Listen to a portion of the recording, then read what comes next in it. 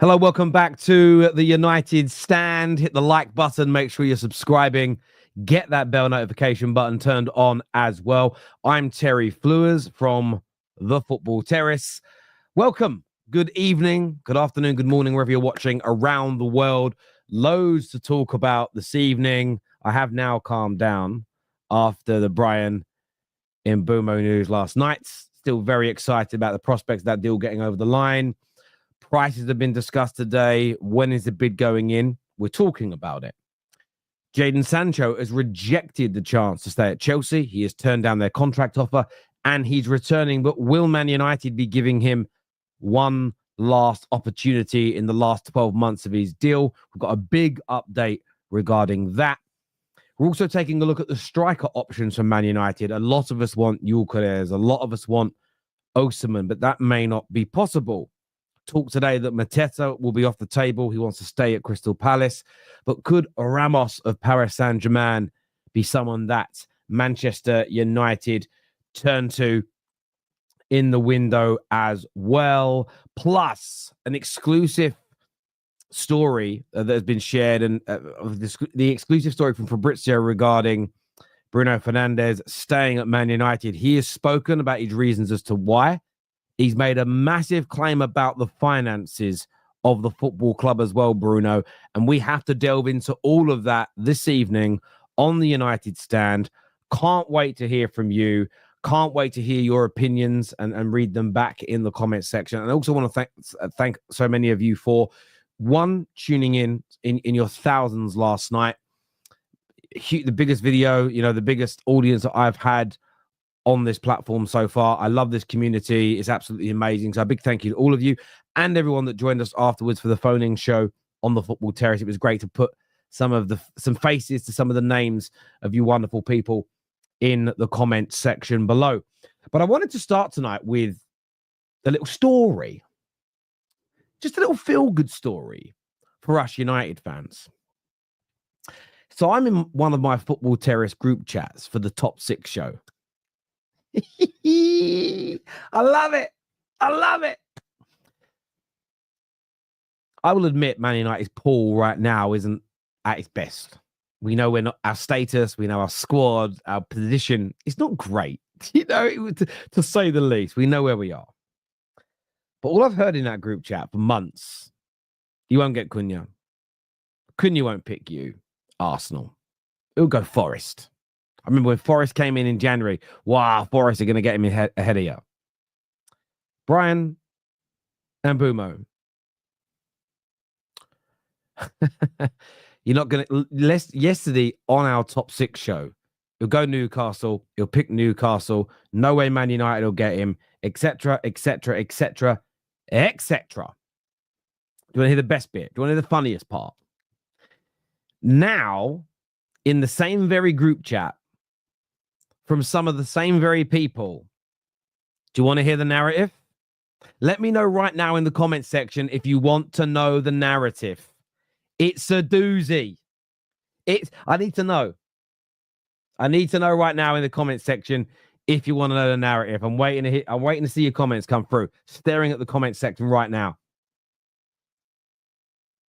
I'm seeing some yeses, right? You want to hear it? Ivan, Leon. This is what they're now saying. Let me add more context. This story needs more context. So, do you remember when there was reports maybe 2 months ago that Manchester United and Ineos's plan could be to copy Chelsea and do the 18, 19, 20-year-olds? Do you remember that? Most United fans, most rivals said that isn't what Man United need at this point. And in these group chats, the rhetoric was, big mistake. You don't have the money for it. You're not in the position for it. It will fail. By and large, that was the view. Add that context. So now what we're being told by the same very people who didn't once challenge the value of Cunha's 62 million buyout clause, who didn't bat an eyelid at the newspapers that for 4 months have reported that Bryan Mbuemo is going to be 50 odd million pounds. They're both in their mid-20s. They're Premier League proven. They have the physicality that we need and the technical ability. The narrative now is they have no sell-on value. Thus, spending 100 million on these two players is such a big risk. They're probably not worth, Terry, the money that you are spending. You couldn't make it up. Whatever Manchester United do, whether it's good, whether it's bad, whether it works, whether it fails, we will be criticized. People will move those goalposts. It's absolutely, and do you know what it is for me? What I love about it, what I inject into my veins, is it just goes to show my longest standing point. We're either everybody's biggest rival or one of their biggest rivals. We are hated, adored, but never ignored. And I just love it. I absolutely love it. The fact that if we'd have missed out on these players, it would have been, ha, in your face, you're finished, no Paul, couldn't sign these players. They'll kill it at Newcastle. They'll kill it at Forest. They'll kill it at Tottenham. They'll kill it at Arsenal. They'll kill it wherever they go. You've missed out on stars. Now what? Now what's your plan? We land them and it's bad plan. The saltiness is crazy, mate. You go out around the UK tonight, every town smells like a seaside town. Seagulls are in the air. Sticks of rock are being sold. Fish and chips are plenty. The salt is a madness, brother. The salt is everywhere. But look, do us a favor, 7,000 people tuning in. Again, I'm blown away by the amount of people tuning in to these shows. Absolutely love it. But as Deboa here says, 94. I may have butchered that name, by the way. Sorry. He says, hated, adored, never underrated. Never underrated, no matter what we do. And Mr. Cheetah says, Terry, the calm down man. He is here. Big up, dude. Yeah, we have to keep our feet on the ground, but there we go. Look, I want to start tonight with a Jadon Sancho story. And Fabrizio Romano has updated us on this, and it's a really important update. He says, Manchester United have absolutely no intention of giving Jadon Sancho another chance. Man United will, along with Marcus Rashford and Alejandro Garnacho, expect to sell him to raise more funds for the summer transfers. And I know a lot of United fans didn't like Chelsea's option to buy out of this deal. It makes sense now why that was done. United wanted him out of the dressing room. They wanted some of his costs covered. Chelsea didn't agree full personal terms with him last summer. They wanted to see how he did. He did well. I'd say he did. I would give him, like a B- in terms of how he performed. But there was no way they were going to pay him the £250,000 a week that Manchester United have to pay him. It was never going to happen. Unfortunate, but it's the way the cookie crumbles. He said no to Chelsea. Chelsea said no to his massive wage demands, and he's going to come back. United are not going to give him a chance, and I like the fact that we have directed that message into the mainstream media very early. I think it's imperative. I think it's so important that we're clear with the fans, whether it's direct. They'll never speak like that through the website. They never speak like that directly. They have to do it through an intermediary, in this case, a journalist. But it's the right thing for us to do. And I also expect us to sell him. And I don't think it's an impossibility that we either, again, loan him out for a fair amount of his wages being covered, which will save us money with a little loan fee, and then he leaves for free. That may happen. There is also the possibility that we do pick up a fee for him. There's a lot of interest in the Saudi League. And I look at it this way. I like Jadon Sancho. When he was struggling with us, I definitely had my moments on match reactions where I'd criticize his play and I'd shout about him because I'm passionate about my club and I wanted him to do well. I think the fact that he's turned Chelsea down, I'd like to know what other offers he's got, and maybe he's got some really good offers that he prefers. But when he leaves Man United in 12 months' time, when his contract ends, barring a club in Saudi, I don't see anybody offering him £250,000+ a week. I also don't see any team of Chelsea's level or above offering him an opportunity to play for them. I mean, what teams are as big or bigger than Chelsea? How many are there? You've got a couple of English teams. He's not going there. Real Madrid and Barca, Bayern. I wouldn't even say PSG are bigger, but they are a big club. Who else is there? Maybe some of the Italian teams might pay him that kind of money. My gut feeling is Saudi. I think he's going to go. I think he's going to get his bag. I think he's going to go out there and do a really good job, love his life, enjoy the lifestyle out there. I think it'll be a really good place for him, to be fair, and move on. But as a Man United fan, I'm not particularly worried about this deal at all. I still think we can pick up 20 to 25 million pounds for him. The 5 million from Chelsea would be nice. That'll cover the remainder of the transfer that we owe on him. I still think we owe about 10 to 12 million pound on him. Get that paid, potentially a little bit of profit on this year's trading accounts through the sale of Jadon Sancho. You know, and we both, Jadon Sancho and us as United fans, get to wipe our mouths and we get to move on to pastures new. Still gutted in my heart of hearts that it didn't work out. He was such a phenomenal young talent. He was killing it at Dortmund. But I think a combination of the Premier League in itself and the way we operate and all the turmoil since has not helped. But yeah, I'm glad that we're not going to be giving him another chance, or there's not the speculation of another chance, and we're moving on from it. But what do you all think? Do any of you want to see Jadon Sancho given another chance? Are you concerned that it's going to be a hindrance in terms of our transfer window? Give us your thoughts. Give us your opinions on that in the comment section below. The Turkish League, Kazi here says, Turkish League, freedom to Turkey. Turkey's an option. There are some that, yeah, like Fenerbahce or Galatasaray, they could definitely afford to cover a large part of his wage. I think Man United ideally wouldn't like to loan him this year. We'll loan him as a last resort.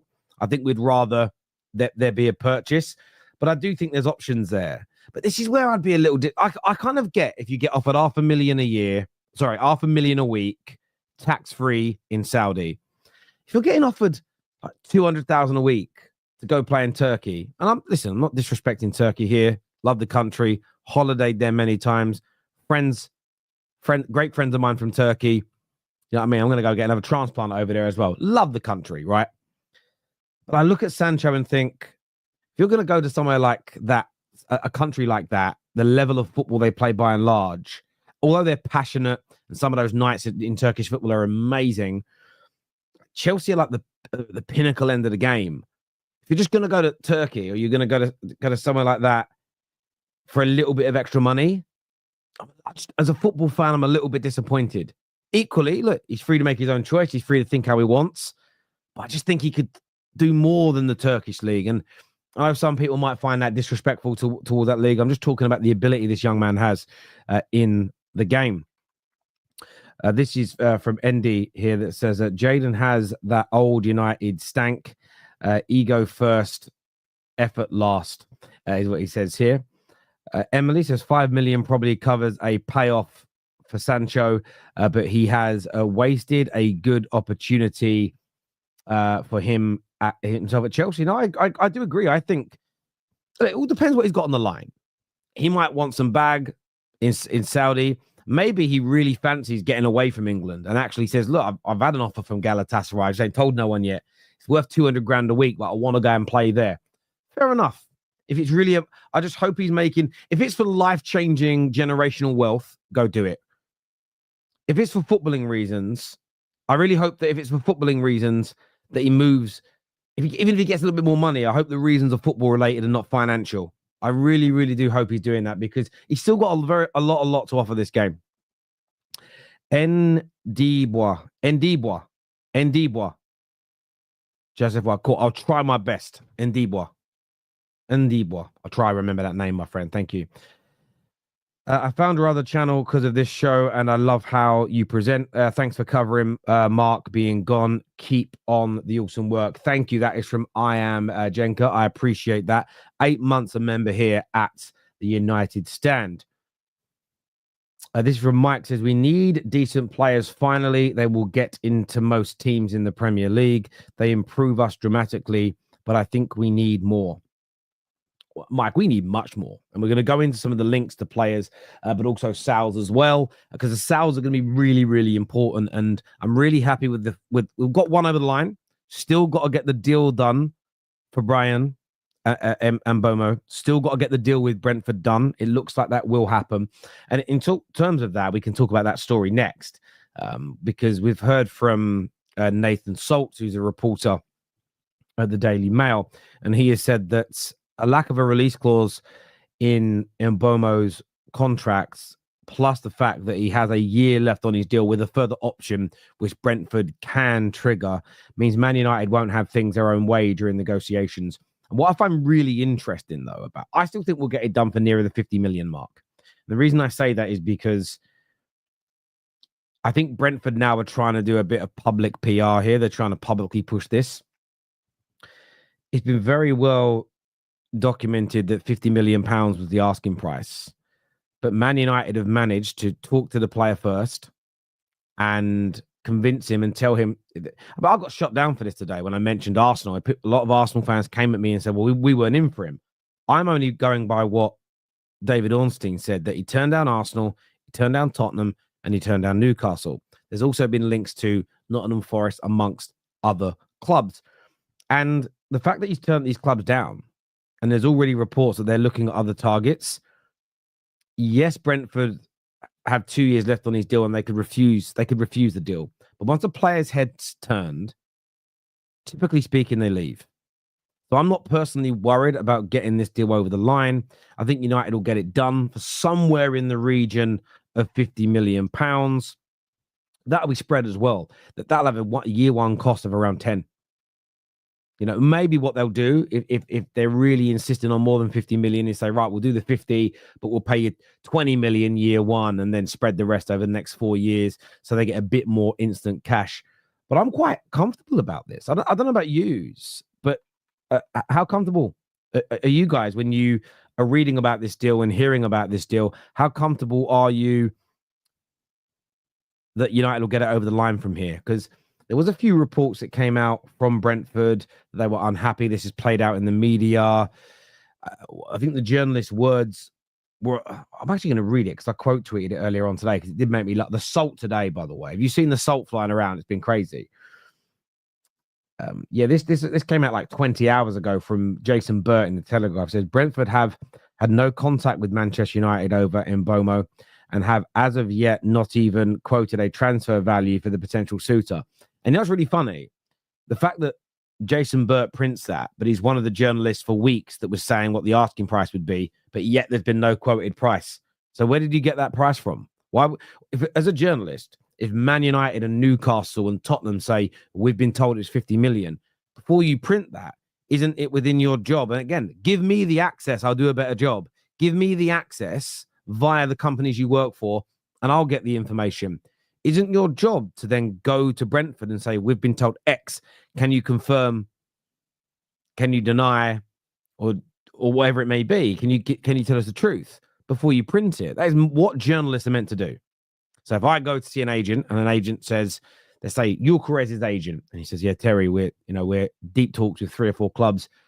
Arsenal, though, are the one we're leaning towards, and Arsenal say we're number 1 target. Cool. I may then speak to an intermediary that's had involvements with 2 or 3 clubs, and they say, yeah, I believe that Arsenal were the number 1 favourites from this point. Before I print that story, my job would be to go to Arsenal Football Club, speak to, I don't know who that does their negotiations, but, you get the access. You go in there and you try and speak to your Bertas, your Artetas, the powers that be. I know at Man United, like our chief negotiator is Matt Hargreaves, but you get a line in and you say, look, I've been told, you wouldn't say who, but by multiple sources, that this is the lie of the land. This is who the player's favouring, and that he's your number 1 target. Can you confirm or deny? Now, based on their answer, you may then get a completely different answer. They may say, absolutely not. He's 3rd on our list. We don't know where this is coming from. We've had no direct contact. We haven't even made a contract offer yet.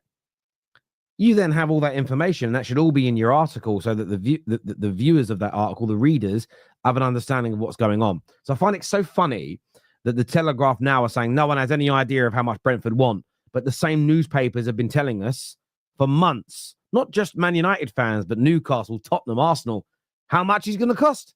So what, none of you for the last few months thought it would be wise to reach out to Brentford and gather an understanding to give us some type of, some type of idea of what they would fathom to be an acceptable price. It just stinks to me of, let's try and make this deal sound as horrible, as convoluted, and as nasty as possible for Manchester United. It's what they always do. And it's why sometimes I say, as much as we can be annoyed at our own club, sometimes what we have to do is just, I'm not even going to push that narrative today, even though I agree with it. I'm going to let it be. I'm not going to spread it further.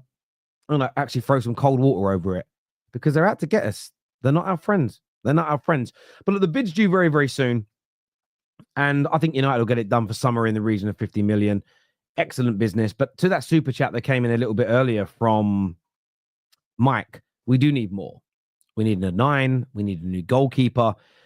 And one of the players that, the club wants to bring in, also this is from Nathan Salt as well, is Man United getting a midfield player very much depends heavily on sales. So Bruno Fernandes, that we'll talk about soon, staying potentially impacts that, but not according to himself. And I'm going to take him at his word here. I'm going to take him at his word, and we'll get into that. But Man United are looking for an athletic and highly technical midfield player. So someone that could get around the pitch, but is also very press resistant. It's exactly what we want, exactly what we need. And I'll tell you who I like. I don't know about you, but for me, whenever I read those words, I just think Belieber. Belieber. I don't know how we afford it. It's going to be through sales. I don't know if we can get it done. Brighton would want exorbitant amounts of money. I love the idea. What someone also suggested to me on my platform earlier today was, could we not try and find the next Belieber? Is there not and by the way, I don't know who this person is. Maybe some of you do. There's nearly 10,000 people watching. So between you might have some ideas. Who could be as good as Belieber that maybe doesn't cost £80 million is the big question. But yes, Mike, Mike JW, you're right. We need better quality. We need to add more quality. But these player sales are going to be important. Rashford, Garnacho, Sancho out the door, Anthony, those players. And another one that I think we have to really hope that Saudi come back in again for is Casemiro. Because if we can get rid of, say, those 5 players, I think there is then potentially enough money raised to go out and, as we say, get that number 9, get that athletic midfield player. And then hopefully there's a little bit left over where you might be able to turn around and look at a good goalkeeper option. And that's when we're moving into the realms of signing those 5 to 6 top quality players this summer. You promote a few from the academy into next season. Because I just looked at Kone in those 2 preseason games, and I just thought to myself, again, looks like he could gives me an idea that he'll be pressure resistant. Looks like he's going to have the physicality, got the technical presence on the ball. Doesn't need to start every game. I would never put that pressure on the young man, but promote him as an example. Ugarte would then be that specialist. Mainu, I really want to see this manager give him a real chance this season. Bruno's probably going to play deep in some games and push further up in others. It wouldn't fix us. We wouldn't be completely fixed. It wouldn't be the perfect midfield in the world, but it would be a step in the right direction, in my opinion. Let's go to some of your comments here. This comes from Spaghetti Legs, who says, was my first time tuning in to you on the United Stand yesterday, just in time for the Mbuemo announcement. Big up yourself, and thank you very much for tuning in. I really do appreciate it. Hackney, is that pronounced Kelmans, and Kone. Do you know what? KJ on my channel keeps speaking about Hackney. I always like it because I'm from Hackney. So I like that. That's Hayden Hackney from Middlesbrough, right?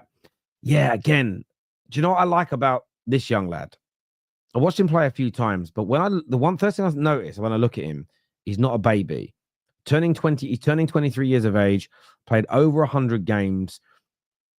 Again, if that becomes an option, it's something we should look at. And there are bargains out there. There are players you can turn to and go, you can make a difference. In fact, it's exactly what Brighton do. They had Caicedo. They went to Belieber. there's an element of that recruitment that we need at Manchester United as well. This is from John Terry. It says, mate, we need a new keeper. These signings are good, but let's not get carried away. I agree with you, John. We shouldn't be getting carried away. I think we can get excited in isolation about the players and the deals we're doing. For instance, have you seen the news?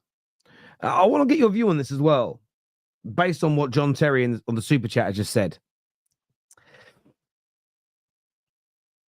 Should Matt Hargreaves get a Nobel Prize? Should Matt Hargreaves get a Nobel Prize if he gets a deal where Rasmus Højlund goes on loan to Inter Milan with an option to buy above 40 million? There is also a report tonight that Real Madrid are looking at Rasmus Højlund. Now, I'm gutted Rasmus hasn't worked out at this club. But if we were able to do a deal with either one of those two big boys to take this man from us, cover costs, make us break even, or maybe even a little profit next year if things go well, does that deserve the Nobel Prize? I don't know whether he gets the physics prize, the science prize. There's one for like business science, I think. I mean, it could cause peace in some parts of the world. The harmony it would create. The agreement of, wow, wasn't that brilliant? But you are right. We do need a lot more. We've got to sell to buy some of these players, though. And I do think what we have to do is stay calm. John, I agree. But we must also stay patient. We can't tell United fans, fellow United fans, to calm down. Calm down, don't get carried away. At the same time, panic. Because all you're doing is the opposite end of that same spectrum. If people can't get too excited about these signings, you could strategically not be so angry this early in the window. I think that's a fair trade-off at this stage. Doesn't mean you can't become angry later. Equally, fans can become excited later, but I agree. Overall, very good start. Much more needs to happen. Let's see what we can do. Knowing United, could Mbuemo come, could be to groom Thomas Frank if things go sour. I don't think that will be in the thinking of the club at all. But look, if things do go sour and we need a new manager, I quite like Thomas Frank, by the way. I think he's very, very talented. It wouldn't help having an ex-player of his there. What about Estopinian from Brighton? Yeah, I really like him. I really like him as a fullback. Very, very talented. He would bring an excellent attacking dynamic to how we play. He's got an engine for days. I'd be interested then to know what happens with Dorgu, what the plan with him would be. But I'm not going to turn my nose up at Estopinian. I think he's been an excellent player in the Premier League. And again, Prem proven. How old is he? As well, I'm going to put a guess in and say 24. Could be absolutely wrong, but I'm guessing, and I'm just going to say 24. Oh, he's 27. In some respects, that's even better. He just looks younger. In some respects, that's even better. I would love another player of that age group.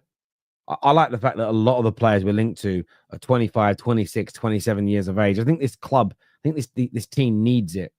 I really do. So I was saying 24 and I was quite happy. So he came from Villarreal a few years ago. I don't know why. I thought he was younger. I mean, it doesn't really matter. I didn't know that. I didn't know that he was at Watford for 4 years and never kicked a ball. Crazy. That's absolutely crazy. I had no idea he was at Watford for 4 years and didn't kick a ball. He was on loan everywhere, basically. Villarreal for 2 years and did very, very well. Hang on. He won the Europa League with Villarreal. I just don't even remember it. I don't remember him. Did he play the game? Did he play the final? Because I don't remember. Did he play the final? Where's the final? Did he get into the team of the year? No. Why can't I find the final? There it is. Let's go to the report of the final. Did he play? He may have done. He may have even started. I don't know. No, he didn't start. Shumi's on the bench. Did he come on? No, that's why I don't remember him. He's on the bench. But yeah, just learned something new. You learn something new every day, they say. You learn something new every single day. So yeah, there we go. But yeah, I like Estepinian. I think it could be a really, really good signing. He really could. Shahin here says some decisions cost managers jobs, and Amorim just made one by keeping Bruno. Look, it's a great segue into the Bruno Fernandes section of this show. And look, as everyone knows, the news broke this morning, and I know that Beth and the United team, the rest of the team here at the United Stand, did a fantastic job covering it. And the Man United fan base is really divided on this, and I think it's divided into a number of pots. You've got people that don't like Bruno, never rated Bruno, and in some respects, some hate Bruno. And they thought, wow, not only are we getting rid of someone they dislike who they think is bad for the team, although subjectively I think they're wrong, we're also maybe going to get 100 million. People like myself, I was up for him going for the money. But as I said, every single step of the way, I was only going to judge whether I was happy once the replacements were in and I saw how the team looked. Because Bruno Fernandes is massively influential for us. And I do agree with you that managers, board members, projects will live and die by big decisions they make. And they've kept Bruno Fernandes now. He needs to be as good as he was last season, maybe even better.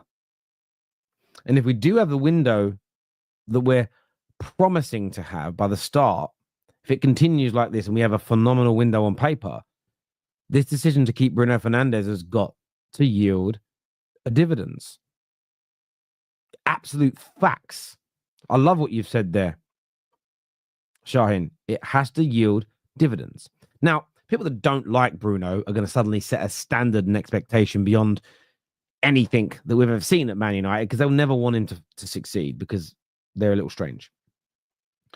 For the rest of us, though, it's just a case of, okay, we'll make it work. Now, what Bruno Fernandes has said is so interesting, though. This is his comments today, and I'm going to read these out verbatim. He said that the president called me. This is from Al Hilal. The president called me. I've rejected. I've spoke to Amorim. And again, I want to preface this a minute as well. The early report said that he wants to continue playing in top European football. Nothing in the reports this morning said that he wanted to continue at Manchester United. So, of course, there's been this sort of speculation all day that, well, does he still want to leave? He just didn't fancy Saudi. And that could still be the case.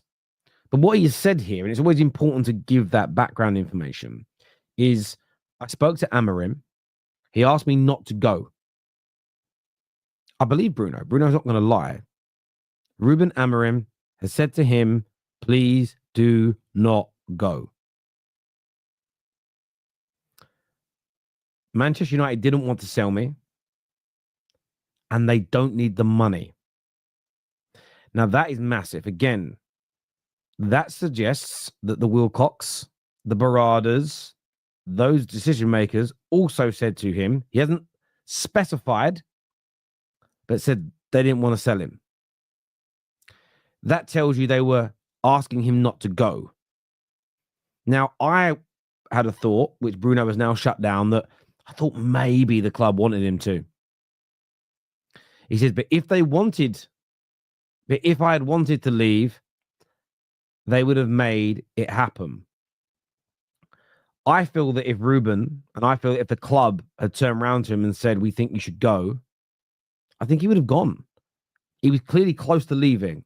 And I understand why. What they were offering him and his family was generational wealth, and that is attractive. But he's want to stay in top European football, so the top league in Europe, and what sounds like his commitment to the club. Yes, it was challenged. Yes, it was questioned. Yes, he considered it. But after the conversations he's had, he has decided to stay. And I respect that. It now needs to pay off for everybody. He's got to be fully committed. The club need to find that money now. The club need to spend whatever the plan was. And maybe he's been privy to the plan. Maybe his captain, they've sat him down and said, we're looking for this amount of players this summer. These are the profiles and types of players. These are the individuals we're looking at. And now they've said to him, we don't need to sell you for the money. Well, let's see what this transfer window now looks like, because Bruno, whether he's meant to do this or it's happened inadvertently, I feel like he's opened up a window to a very important internal conversation. And I'm holding the club to it. I'm holding the manager and Bruno to the decision to stay. It needs to be the right one for the first team. We need to become a better team next year, and Bruno has to be part of that. If we're turning down 100 odd million, he needs to be fully dedicated, like he's stating that he is. And if the club have told him that we don't want to sell you and we don't need the money, we must see a minimum 4, maybe even 5 more players of the standard of Cunha and Bryan and Mbuemo. I want your thoughts. I want your opinions on this in the comment section below right now, people. Give me your thoughts. Rooney did this when he said he wanted to leave. See, Lee, I see this very differently from the situation with Wayne Rooney. Wayne Rooney literally handed in a transfer request first time round and was sending his agent out to talk to Manchester City. That is a far cry from Bruno being approached. Bruno hasn't sent his agent out into the market to look for a club. Bruno and his team have been approached by Al Hilal. Completely different scenario. I'm out with my friends. I'm a married man. I'm out with my friends, and a young lady approaches me, and she wants a little bit of the horizontal hula. Do you know what I mean? She wants a little bit of Terry time. If I say no to that, I haven't done anything wrong. I've just said no to an approach.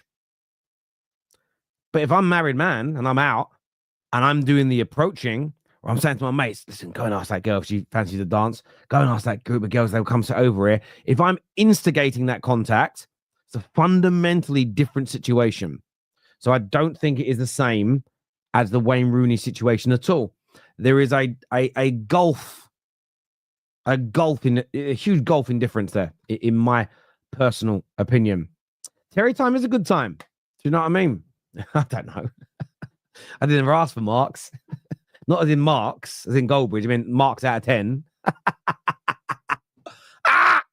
Pause. Let's move on swiftly. Apparently, Ruben asked Bruno to stay, effectively sacking himself, is what the class of 99 says. Look forward to the midfield getting overrun. Bruno deserting the pivot, making the 6 look bad. Look, Bruno had a lot of good games in the pivot last year. He had some bad games in there as well.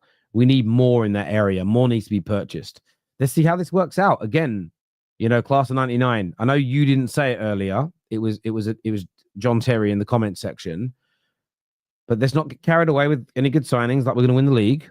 Equally, let's wait and see how this first summer with Amorim looks. I get that you're not happy with it. But again, if you don't trust Ruben, you don't trust, but I do trust Ruben Amorim right now. Not a lot of people do. Well, not that's a lie. Some people don't. I personally do. Let's see how it plays out. Mike here says, I think Bruno is a good player, hugely inconsistent as a player and a captain, but I want a rebuild. But where does he play? He is not disciplined. See, this is where but I think he can become more disciplined. This is my theory. The reason why sometimes he does too much is because there's nobody else doing enough.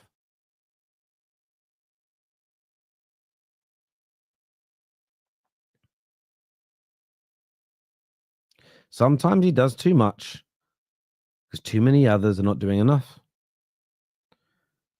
Maybe if we have, just let me paint a picture. Because I'll give you an example of this. He's so consistent in the Portugal shirt when he's playing in a double pivot. He's excellent. The Portuguese aren't screaming for him not to play there. They're not at all. They're not. Why?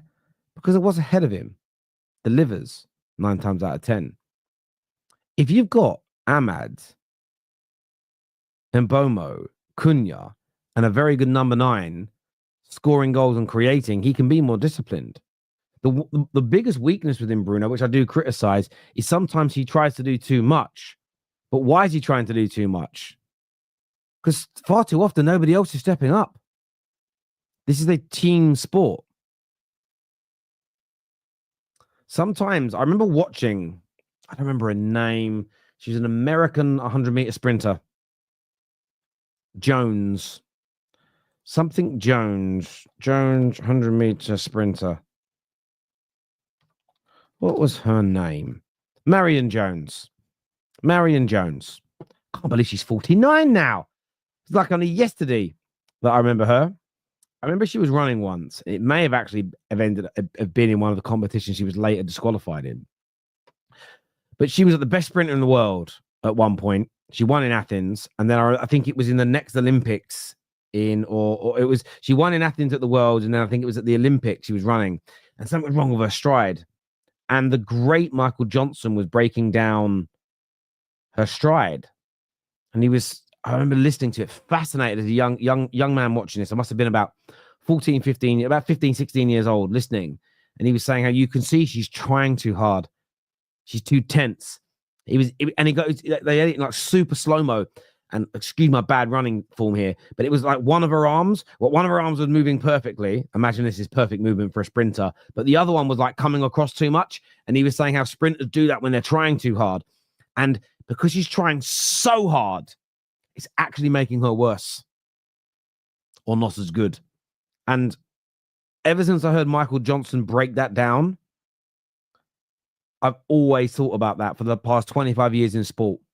Sometimes you can try too hard.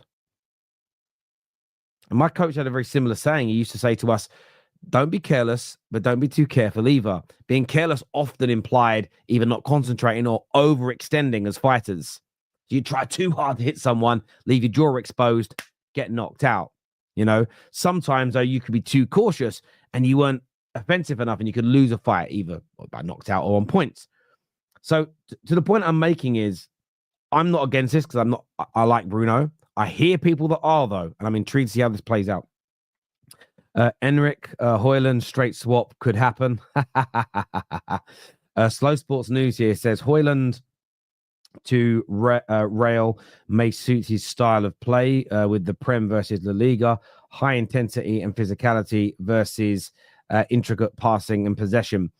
It might, and this is the one thing and this is why when people go, how are you going to sell these players? Some people are just not suited to the Premier League. And I think, look at Anthony in La Liga and in the Eredivisie compared to the Premier League. Look at Sancho in the Bundesliga versus the Premier League. They're like different players. Excuse me. This is from Ash that says, should we not keep Højlund as a backup? Maybe that will give him the development he needs. Xerxes is more a 10 than a 9. There is that. I think for me, I've got a bit of a wild take here. Depends on the number 9 we sign, but Cunha and Mbuemo can go into that position if needed. Xerxes can start that position if needed, and we have Obi. And I've seen more from him in the last 6 months, and it isn't because I don't think Rasmus has got talent, and I think he'll have a good career away from Man United. I just think the league, the circumstance, the pressure, everything, it's right to move on. It's not a disrespect to the man, but that's what I would do. You may see it differently. If we get rid of Højlund, we need 2 strikers in. That could also be an option. This is from Dayub, who says, last summer, Ineos did a really good transfer market without selling big players. Why are we freaking out? I think Ruben will get what he wants. I hope you're right, brother. I really, really do hope that you are correct on that. And we get the things that we want, and we get the things more importantly, and it's always what's more important here is what we need. Is what we need. What you need in life is always more important than what you want. And most of us don't often find that out until a little bit later in life. I'm telling you that now. But he is going to be staying. When it comes to strikers, though, you mentioned getting 2 strikers a minute ago. PSG's Ramos has been offered to Manchester United by intermediaries. And what's been said here by Nathan Salt as well is that could be one to watch later in the window as the striker market develops. Now, I'll be honest, I didn't watch that much of him before the World Cup in 2022. And I probably got a little bit carried away after he scored that hat-trick when they dropped Ronaldo. And I really wanted him at United then. And that was just one of those little, like a holiday infatuation. How's he done since? Look, this is the man, 27 league goals in 2023 for Benfica. The last 2 seasons, 14 goals, 18 goals last season. And he barely played, but he still got 18 goals across all competitions. There's a decent player in there for me. Now, look, am I sitting here and going, yes, Ramos solves our problems, fixes us? No. But we need a goal scorer of some sort. And I'm not dead against it. 23 years of age, a good player. Someone, though, that I also don't think would be, this is just a gut feeling. If in 2 years' time we're a much better team and we are fighting for European places and pushing towards where we want to be, and then you go and buy one of the best strikers in the world at that point, I think you'd understand. I think you'd understand. I really, really do. Thank you, by the way, to James Black, who has gifted 5 memberships out to some of you lucky people watching. So thank you to him. Emily here, LeBron here says, Teddy, come to Liverpool. They are the GOAT like me. Thank you. That's from LeBron James. Thank you. Emily says, we also have a lot of players who were not able to adapt to Amorim's system, either to a lack of effort or ability. That's true, and Bruno wasn't one of them. And maybe the train of thought of Amorim isn't, I need Bruno forever, but I need him for the now. And we just need to be patient with this. But I get if you don't like Bruno, if you don't rate Bruno, if you don't like how he plays, I get why this would be a massive frustration to you. I do get that, because you've been, whether I agree with you or not, at least you've been consistent with your thoughts on him. This is from, he told me earlier, I'm going to try and get it right. This is from Ndebwa. Ndebwa, right? Ndebwa says, we are lucky to keep Bruno. He is a great place to start building from. His dying embers can light a new flame. He has a drive we need. I like that. Slow Sports News also says, am I the only one who hates this time of year? No football and pure desperation to watch any type of sport to scratch that itch. Great work tonight, mate. Thank you. I love the transfer window. My whole life I've loved it. It's different now because the way the news comes out. I used to wait for the papers, teletext, the updates on Sky. Excuse me, long day. The kids got me up at 5 o'clock today. It's crazy. I miss that, but I love the transfer window. I think it's because I'm a natural salesman. I love the sales process in life. So transfers is a thing for me. But there's other sports that I watch fairly religiously anyway. I watch a lot of boxing. I watch a lot of MMA, predominantly the UFC as an example. I like a bit of rugby. So because I have other sports, I've got other things to sink my teeth into, if that makes sense. Bit of tennis, Wimbledon on the horizon. Do you know what I mean? So there's other things to jump into that I like doing. Nick P, long time no see, Nick P. Hope you're well. He says, wouldn't a really smart footballer recognize they are trying to they were trying too hard and share the burden with teammates? Understand it's not a one-man team. You could argue that, yes, but if you listen to Tom Brady speak about success, his biggest focus are his failures. His biggest focus are the things he got wrong. He speaks about how winning really is overcoming your mistakes and your mishaps. But in doing that, what you need is the right coaches and the right teammates around you. There's a reason that good players look worse in bad teams and bad players look good in better sides. There's a reason that, I'm not saying they're bad players. There's a reason that when John O'Shea and Wes Brown left and went to Sunderland, they didn't look how they did at Manchester United. They suddenly weren't surrounded by the same qualities. The dressing room and the club didn't have the same standards. And their inabilities and their mishaps and their weaknesses were then exposed more. So what Bruno Fernandes shouldn't be put onto this pedestal of having to be perfect. Has to be perfect. Because which players are? In the history of football, how many players have been perfect?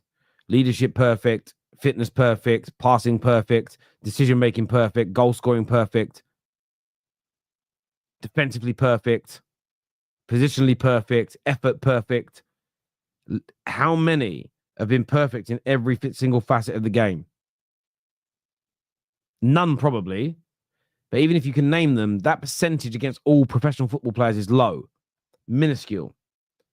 But how the best operate is with better players around them. A team is.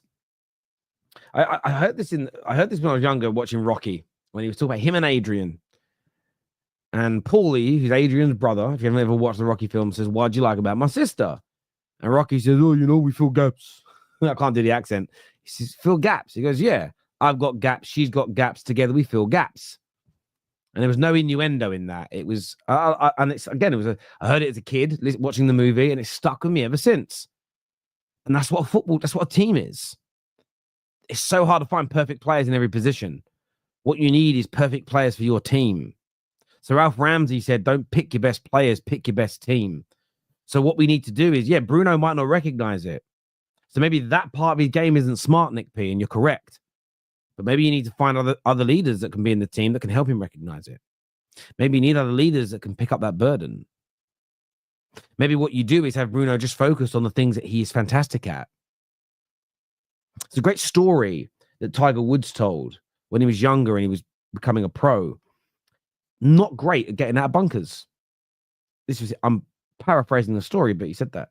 So his dad was like, "Right, we're just going to work on bunker shots day in, day out, week in, week out until you're the best in the world." And after a while, he just said, "Dad, look, I've improved slightly, but I'm never going to be the best in the world at bunker shots. But I do hit the ball straighter and further than anybody else. How about I work on hitting the ball so much further and so much straighter than anybody else that I essentially just don't go into bunkers?" That's never going to happen every single time. But his view was, how about I make what I'm great at the GOAT level at, as opposed to trying to fix something that I'm never really going to be that good at. And sometimes it's harder in an individual sport, but in a team sport, you have to focus more on that because every player has flaws. We need to find the right balance here. That's what I'm saying. And by the way, I'm not taking back anything that I have said. Bruno has to deliver next year. There's no doubt about that whatsoever. Not in my personal opinion, anyway. He's got to go and deliver. One sec, people. Let's do some more of your comments here. Let's see if any more of these have come in. We need to probably change the goalkeeping department too. We should get Emi Martinez. You know what? Emi Martinez, right? That's from Junior. I know he messed up against us, and I know he has some moments in him, but I really rate him. And there's talk of £40 million that deal could be done. I kind of like it, I kind of like it. I can still not get over Chelsea paying $5 million to take back Sancho. You just couldn't make it up, boys. What I find so funny about that deal is how some people see it as negative for United, some see it as negative for Chelsea. I see it. Listen, I think we'll sell him this summer for the same price that Chelsea wanted him for, that Chelsea were willing to pay. And if that happens, then we've basically been paid an extra £5 million for a club to not buy him. I can't complain about that. I really can't. Bruno won player of the match 4 months in a row at the end of the season. Without him playing well, United would have been relegated. Yeah, the idea that he was our biggest problem in that time, he's ill-disciplined, he's bad leadership, I just can't personally buy into that myself. Just can't do it. Just can't do it. Let's be true and real fans, and the real fans to be to the club. Sometimes I feel like the community has haters who hate like rivals. Yeah, look, I think it's some people just express things in different ways. A lot of people that want him gone believe that they're doing it for the betterment of the football club. That's also really important. Really important.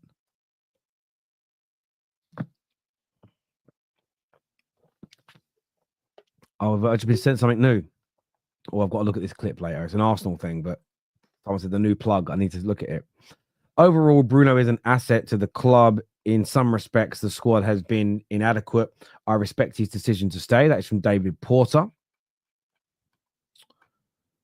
Did you see the rumor wage in Mbuemo wanted? Yeah, I heard it was 4 times his current wage, which is 45,000. So that would make it what 85,000, 180,000. Yeah, look, if you've got Arsenal inquiring about you, and Tottenham and Newcastle, 3 teams trying to win Champions Leagues and trying to win Premier Leagues collectively. Man United wanting you, seeing you as a key part of a rebuild for the biggest club in England. Why are you not demanding that kind of money? Excuse me. Why are you not demanding that kind of money? I would. The strength of the team is each individual member. The strength of each member is the team. Bruno needs to want that balance in himself and his team. Yeah, absolutely. And I think as well, like you're absolutely right. And I think if there's less burden on him, he may not overtry.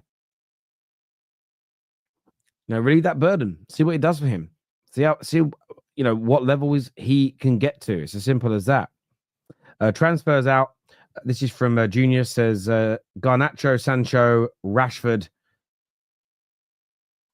I think they really should go and give Anthony another chance. No, don't get suckered in by what Anthony did in La Liga. As soon as he came up against a Premier League team, he didn't touch the ball. As soon as he came up against Chelsea, man literally did nothing. Did absolutely nothing. Ross here says Emi Martinez to Lisandro Martinez. Interesting commentary next season. If it happens, doesn't look like we are buying young and cheap as feared. No, I agree, Ross, and I think that's why. Listen, that's why I stay calm. Equally, I'm not now going, "Oh, I told you all." It's just stay calm. Let's relax. Let's wait and see what happens before we maybe start kicking bees' nests. And let's see where the land lies first. Sometimes it's a case of let's not create a narrative about our own club that the media and the rivals are going to jump on before we even know what's happening, before we can even see the wood for the trees. Sometimes stay a little more patient, people. As ever, I want to thank you all so much for tuning in. I'm back tomorrow here, 8 p.m. Can't wait to see you all. If you want to check out any of my content, go and take a look at the Football Terrace. There is stuff on the United, but we cover the traditional top 6 in the Premier League over there. A lot of panel shows, a lot of phone-in shows over there as well. But until next time, people, take care. Goodbye.